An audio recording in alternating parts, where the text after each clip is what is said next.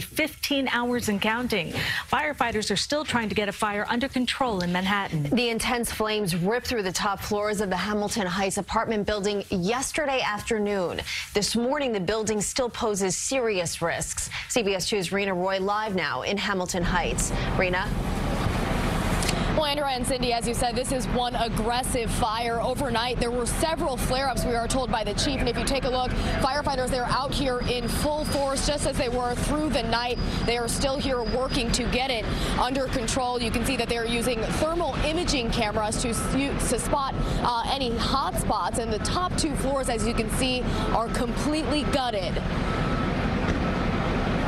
Flames engulfed this apartment building last night as tenants rushed to escape safely. They started screaming all over the place. It's a fire, so I just took my family out, that's it. It started just after 3 p.m., quickly reaching 6 alarms. Several blocks closed off for hours as smoke traveled from West 144th Street and Broadway to as far as 10 blocks away, the smell taking over the neighborhood.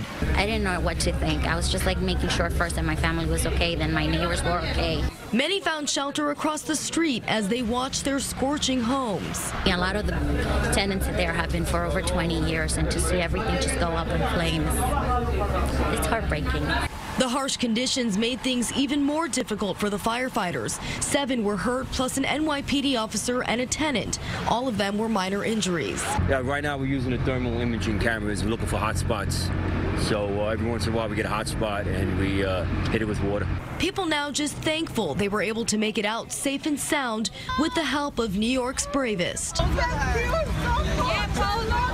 Thanks God everybody's out. My wife, my son, and my other 2 children.